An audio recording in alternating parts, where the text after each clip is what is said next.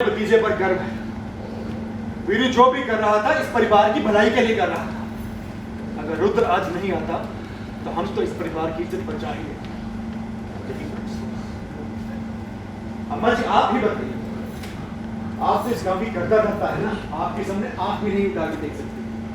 आप ही बताइए, अगर गांव वालों को ये बात पता चल गई कि अम्मा जी की बहू के पेट में नाजायज खून पल रहा है तो आपकी इज्जत कहाँ जाएगी?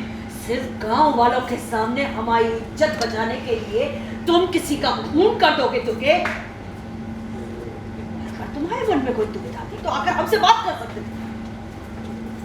याद नहीं है या याद दिला दे, जगदम्बा देवी बुंदेला अभी भी चिंता है। आपसे बात इसलिए नहीं की क्योंकि बड़े भैया जी ने हमें आदेश दिया था।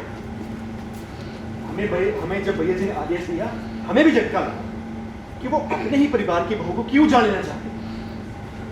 लेकिन जब उन्होंने हमें समझाया तब समझ में आया कि अगर ये नाजायज खून इस दुनिया में आ गया तो हम अपना मुंह इसको दिखाने लायक नहीं। दीप जी ऐसा नहीं कर सकते। हमें नहीं लगता पापा नहीं हो सकते। आप लोग अपना नाम पापा का नाम ठीक है, मत करो भरोसा हम पर। तो ये लो फोन लगाओ, अपने पापा का फोन पूछो उनसे। अगर फोन लगेगा भी ना, अगर फोन लग भी गया ना तो वो तुमसे बात नहीं करेगी। गौरी ने जो किया सो किया, लेकिन उसका साथ देकर तुम बिल्कुल भी सही नहीं कर। गौरी को तो उसके किए की सजा मिलेगी और यही हमारी पीढ़ियों का सदियों से चलता आ रहा उसूल है और यही बुंदेला परिवार की परंपरा है। बस आपके सामने आप भी नहीं उठा के देख सकते। आप ही बताइए, अगर गांव वालों को ये बात पता चल गई कि अम्मा जी की बहू के पेट में नाजायज खून पल रहा है तो आपकी इज्जत कहाँ जाएगी? सिर्फ गांव वालों के सामने हमारी इज्जत बचाने के लिए तुम किसी का खून कर दोगे?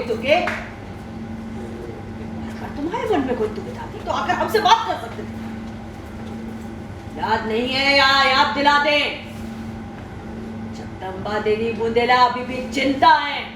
आपसे बात इसलिए नहीं की क्योंकि बड़े भैया जी ने हमें आदेश दिया था।